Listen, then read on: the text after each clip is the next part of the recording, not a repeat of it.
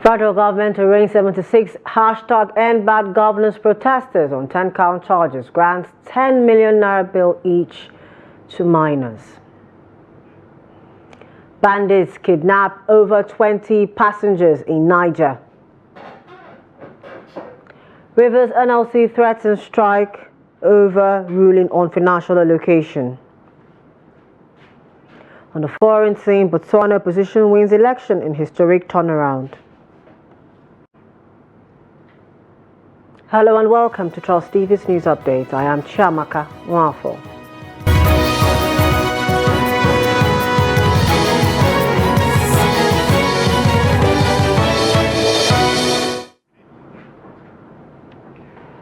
Detained #End Bad Governance protesters are at the Federal High Court of Abuja for their scheduled arraignment before Justice Obiora Igwatu.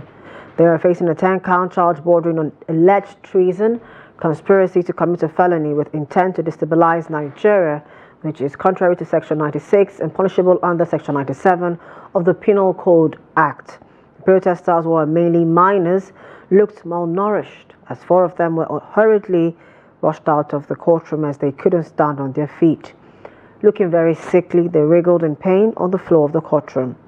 All 76 of them were arrested and detained during the August 1 to 10 nationwide protest in the country, which was sparked by widespread economic hardship that led many Nigerians to take to the streets to express their grievances. 76 protesters were arrested in Abuja, Kaduna, Gombe, Jos, Katsina, and Kano, and are being accused of treason, among others.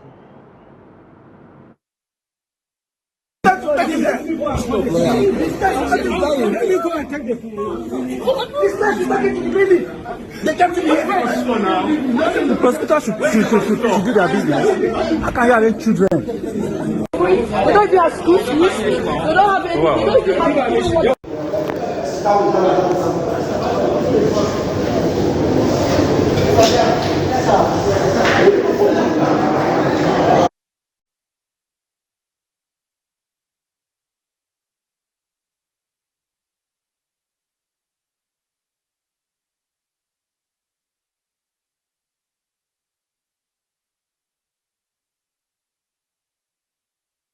They were below 15 years.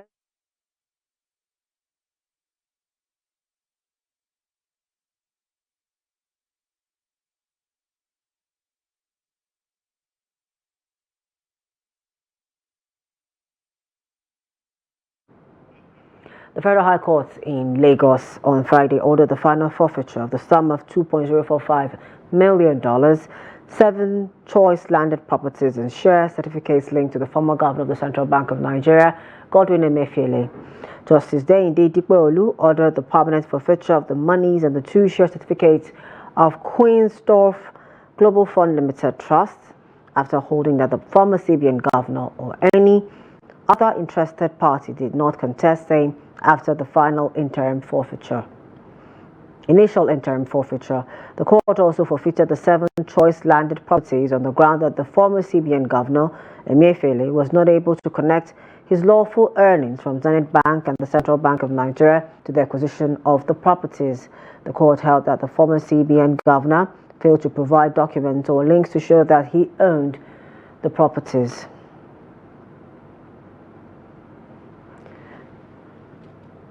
Ebonyi State Police Command has paraded suspects involved in organ harvesting and ritual killings, among other crimes. While parading suspects at the state police headquarters in Abakaliki, the state capital, the police public relations officer Joshua Okandu highlighted the successes recorded by the command. He noted that the command, under the leadership of CP Antonia Uchanya, has employed strategic steps through increased engagement with stakeholders, help bring crime to the barest minimum. He noted that the operatives of the command are not relenting in their efforts to ensure the safety and security of residents in the state. He stated that during the month under review, the command has arrested 177 suspects for various offenses.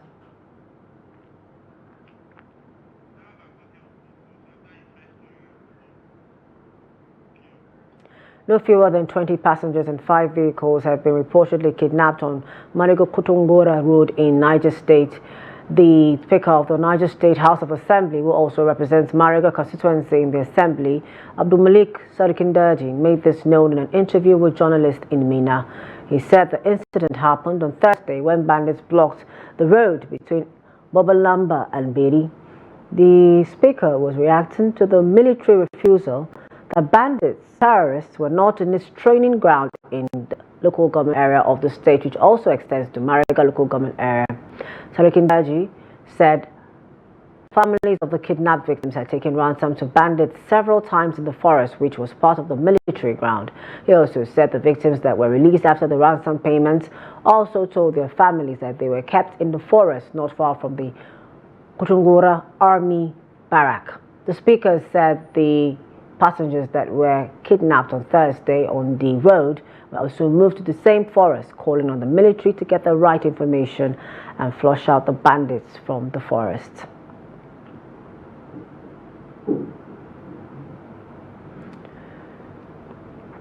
Now, the newly appointed Acting Chief of Army Staff Major General Olufemi Oluyede on Friday assumed command as the first officer to be so appointed in the capacity in the history of the Nigerian Army.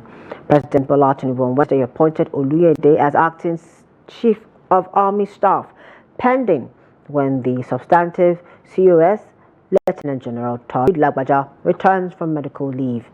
Lagbaja has been away on medical leave for about a month in an undisclosed hospital abroad and is said to be recuperating. In his remarks at the event, the Chief of Defense Staff, General Christopher Musa, described the appointment of Oluyede as an unusual happening in the history of the armed forces of Nigeria. Musa said taking over of leadership of the army by an acting COS was the first because of the unusual circumstances at the moment. The CDS said the appointment of the Oluyede is in line with the provisions enshrined in the Armed Forces Act Cap A20, the Laws of the Federation 2004, Part 7, Administration, Government and Command, Sections 18-1-4.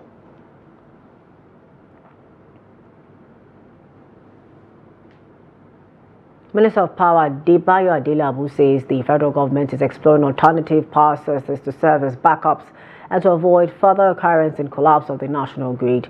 The minister made this known during an engagement with stakeholders and the management of the Kano Electricity Distribution Company, KEDCO, in Kano. The vandalization of transmission lines has affected the entire northern states. If we have embedded power plants within particular regions or within a state or within a metropolis, and we can restrict the distribution infrastructure of that plant to the infrastructure of the disco, there will not be any major impact from any disturbance on the grid. And I'm happy that I've mentioned this to the government of Kano State, and they are also embracing this. Still staying in the Northwest on political matters, the Zamfara State chapter of the All Progressives Congress said it has filed a suit at the Federal High Court in Gusau to challenge the illegality of the Zamfara State Independent Electoral Commission over allegations that it contravened the law by not issuing the 3-month notice to political parties regarding the conduct of the local council poll. Instead, it gave 30 days. The State Publicity Secretary of the APC, Yusuf Idris, disclosed this while briefing journalists in Gusau, the capital, after a meeting of the State Working Committee. He argued that the 30 days would not be sufficient for political parties to sell the expression of interest and nomination forms, screen aspirants, conduct party primaries, entertain appeals or complaints, and organize and carry out campaigns to canvass votes from the electorate. Idris described the action as an attempt by the ruling People's Democratic Party, PDP, to deny candidates of other political parties their right to participate in the local government election in Zamfara State. Over in reverse, the Nigerian Labour Congress has threatened to withdraw services over the court order stopping disbursement of financial allocations to the state. On Wednesday, a federal high court in Abuja restrained the Central Bank of Nigeria, CBN, from further disbursing financial allocations to the Rivers State government. The court held that monies from the Federation account should not be released to the state pending the passage of a Lawful Appropriation Act by a validly constituted House of Assembly. Speaking with journalists after an emergency meeting with labor leaders in the state, Alex Agwanwo, Rivers LLC chairman, said the union condemns the judgment. He added that the judge did not take the citizens and workers of Rivers State into consideration before issuing the ruling. Controversial social media personality and cross-dresser Idris Okuneye, also known as Bobrisky, who was rearrested on Thursday night, will face questioning over alleged bribery and corruption in Abuja, according to an official from the Economic and Financial Crimes Commission, EFCC. Bobrisky will be flown to Abuja Friday. It was earlier reported that the embattled cross-dresser was stopped and removed from an Amsterdam-bound KLM flight at the Murtala Mohammed International Airport in Lagos. He was detained by immigration officers late Thursday night while attempting to travel to London, United Kingdom. The popular cross-dresser posted on Instagram to alert followers about his arrest, claiming that he had sustained injuries during an altercation with immigration officers. A top source in the commission on Friday said that Bobrisky was apprehended to substantiate his claims against the EFCC. When contacted on Friday morning, EFCC's head of media and publicity, Dele Oyewale, confirmed Bobrisky's arrest, adding that Bobrisky is on his way to Abuja. This is the news update on Trust TV. Up ahead, we'll take a look at how rainfall boosts floriculture and how dedicated flower species can help the business to thrive. More when we return. Please stay with us. Welcome back. Thanks for staying with us. A recap of our top stories. We told you that the federal government arraigned 76 #EndBadGovernance protesters on 10-count charges, grants 10 million naira bail each to minors. We also informed you that bandits kidnapped over 20 passengers in Niger State.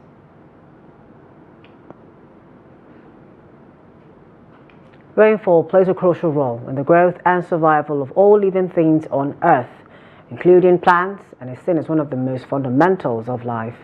Its significance is even more appreciated by floriculturists who say watering flowers during the rainy season is less tasking, as frequent rains lessens their work and provides them an opportunity to reconnect with nature.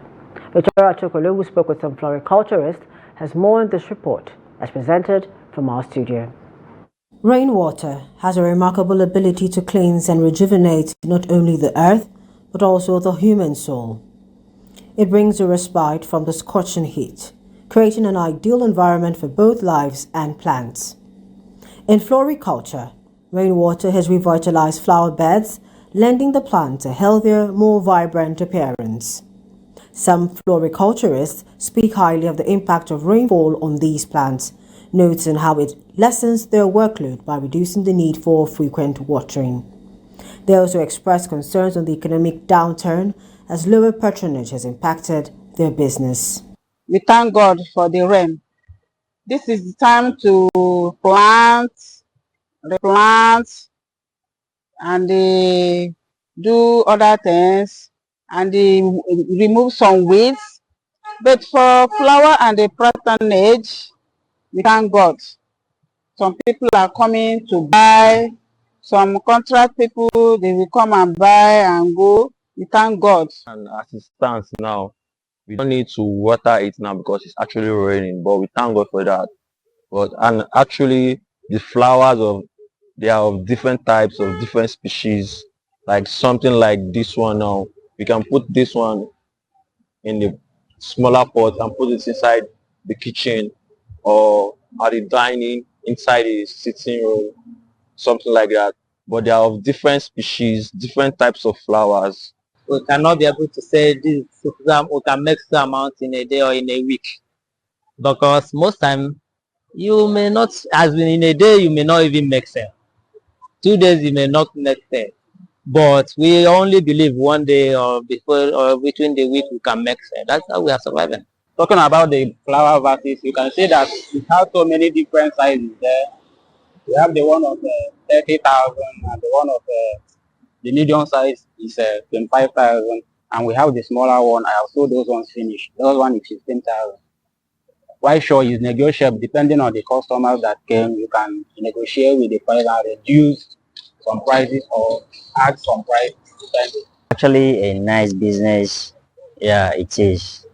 And coming often, it depends on, I come whenever I have a contract, a project, and there's no particular plans. I buy based on the project that I have and what my clients need. The changing weather conditions have impacted the livelihoods of floriculturists, who are now urging the Lagos state government to allocate more dedicated spaces for their businesses, as available land is increasingly being overtaken by new construction projects.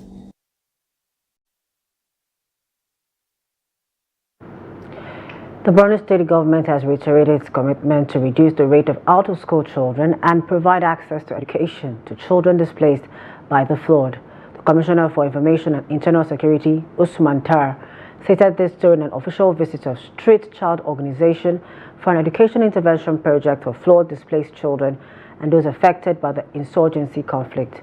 Tar said the state government has put in place policies and programs to address out-of-school and homeless children and is willing to partner with stakeholders to stem the rising number of out-of-school children. The project, invested in 4 African countries and worth $12.5 million, targets 42,000 children in Borno in the areas of education, psychosocial support, care, and de-radicalization. It's like some. We are happy that our partners, in this case the Street Children International, they are here to support us on the issue of out-of-school children. What they had, I can see that they want to look into the issue of enrollment. They also want to look into the issue of de-radicalization, catching children young before they get radicalized by insurgents and by terrorist organizations. These and many more areas that we are also interested in as a state government. But I know there are more than 500,000 children who are out of school and who need care, who want to be safe, who want education, and we're here to help and to try and learn something about their different needs in what is a very challenging context. I've heard about the floods in September and the damage that the floods caused. I know about the insurgency and how that has interrupted the education of many of the children. In business, the Nigerian Ports Authority (NPA) said that 7 ships would berth with crude oil on Friday at the Lagos ports. The NPA in a statement said that 7 vessels would berth diesel, crude oils, bulk, urea, petrol and aviation fuel, while 2 other vessels will berth with containers carrying different goods. According to NPA, the 9 expected vessels will berth at CIFAX, ENL Consortium Terminals, Apapa Bulk Terminal, among other terminals in Lagos. The NPA also said that a total of 2 vessels were waiting to berth at Apapa and Tinkan Island ports with bulk, urea and aviation fuel. It added that 3 vessels were currently discharging general cargo, petrol and container at Lekki Deep Sea Port in Delhi. The United World Congress of Diplomats has appointed Bayelsa State's Iwefa Aganaba as African Special Envoy on Youth to the African continent. The international organization, with headquarters in London, announced the appointment in a letter by its Global Vice President and Secretary of the Supreme Council, United World Congress of Diplomats, Ambassador Tunji John Asaolu. The appointment letter, dated October 16, 2024, was officially handed over to Aganaba in Abuja on Wednesday. Prince Iwefa Aganaba, who is currently the Commonwealth Youth Ambassador, will, as African Special Envoy on Youth, play a vital role in promoting youth development across 5 regions of Africa. The United World Congress of Diplomats brings together the world's diplomats to foster harmony amongst nations in pursuit of global peace and development.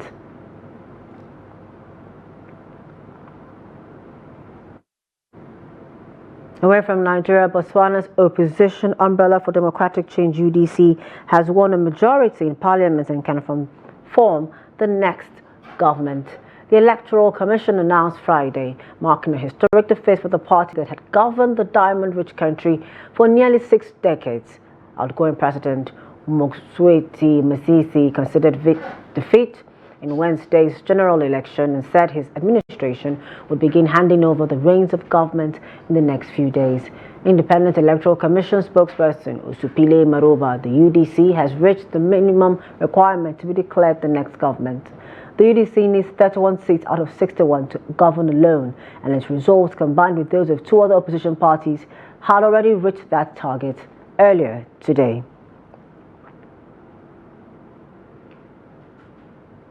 And in sports, Super Eagles caretaker coach Augustin Eguavon has praised the quality of local-based players invited for the 2025 African Nations Championship qualifier against Ghana. Eguavon last week invited 35 players to camp for the encounter against Black Galaxies. The team started preparations for the game in Abuja on Wednesday. A highly impressed Eguavon praised the players for their technical ability.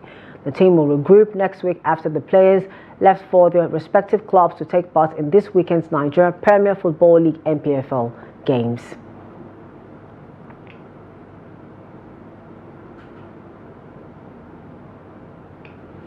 Manchester United has officially announced Ruben Amorim as the new manager. In a club statement on Friday, the Red Devils confirmed that Amorim will remain with Sporting Lisbon until November 11. This means that the 39-year-old's first game in charge will be a Premier League trip to Ipswich Town. Amorim has agreed a contract until June 2027 with the option of a further year. United have paid Sporting an extra €1 million in addition to the €10 million he will replace Erik ten Hag, who was sacked on Monday, while Ruud van Nistelrooy will continue in an interim role until Amorim joins. United's next game is a league fixture at home against Chelsea on Sunday. And that brings a wrap to news updates at this time. For more of our news programs and documentaries, do want to follow us on our social media platforms and on our YouTube live stream. I am Chiamaka Nwafo. Thank you for joining us at this time. Good afternoon.